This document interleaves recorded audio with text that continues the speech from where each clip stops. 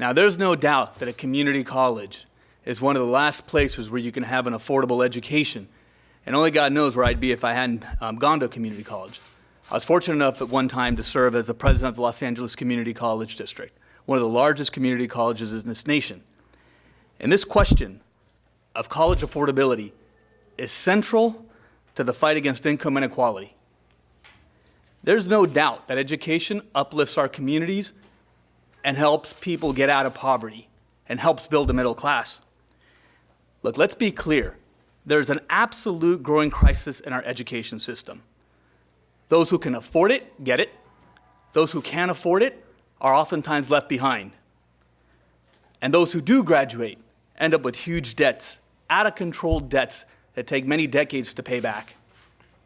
Now, if we keep going in this same direction, we're going to end up with an education system that is very clear about those who have and those who do not have. Now, there's been an extensive national debate about education and college affordability over the last several years.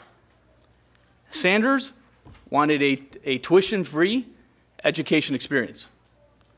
Obama tried to make community colleges free, and even Hillary Clinton proposed free community colleges.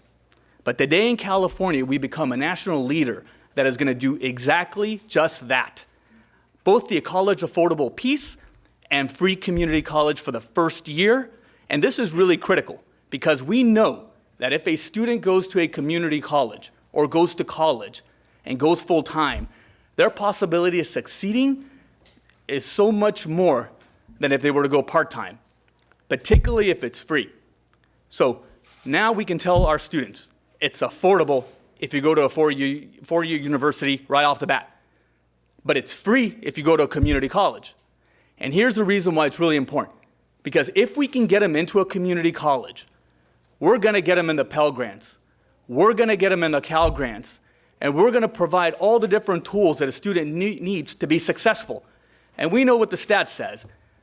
If they're full-time the first year, there will be 70 to 80% success rate towards the end. If they are not, it ends up anywhere between 30 and 40.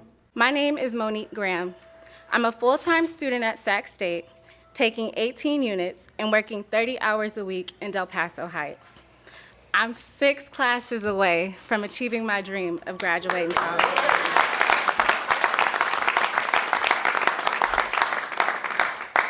As I stand here today, I owe $40,000 in student loan debt. I'm proud to stand aside assembly members who are going to fight for the middle class scholarship, but in reality, it isn't enough. Last year, I qualified for the middle class scholarship. I received $544. That only covered my books. I still struggled with the cost of living and tuition. I would love to tell you that I'm excited about my future, but as of today, I can't tell you what my next step is. My mom asks me every day, Monique, what's next? Are you going to grad school?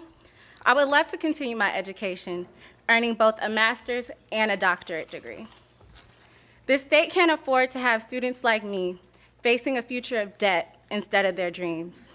I'm calling on our elected leaders to make debt-free college a priority, to stand in solidarity with us so that every college student has the opportunity to achieve their dreams and aspirations.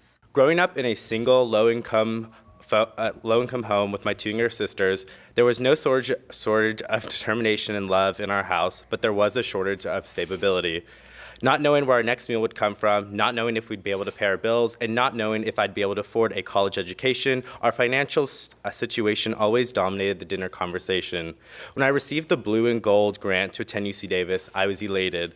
A large part of my financial woes were alleviated, or so it seemed. But in my year and a half on this campus, this has clearly not been the case. In addition to working as a school senator and legislative director for under $100 of stipends a week, I also work over 10 hours for my work study and minimum wage job just to make ends meet. And the truth is, I could make more. I could make more and worry less if I gave up my work in student advocacy and I took fewer classes per quarter. But I am here today because I believe in higher education and the power of the student voice. I believe that students have the right to access affordable housing. I believe that students have the right to food security. I believe that students have the right to access proper mental health resources. And above all else, I believe that students have the right to public education.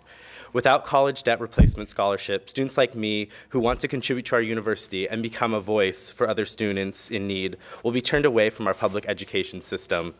They will be stuck working minimum wage jobs because unpaid internships will never be a stepping stone that they can access. Without these programs, they may never even get a chance to attend the UC system, despite being more than capable.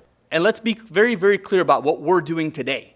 Today is one huge step in fighting income inequality, because we know that in order to uplift people from poverty, in order to create a strong working class, in order to create a population that has the skills for 21st century, we have got to educate our communities. And so thank you very much to all our colleagues who are here pushing, and we'll continue to fight, and we'll continue to ensure that we address this issue of income inequality, and I think that education is the first step there. Thank you.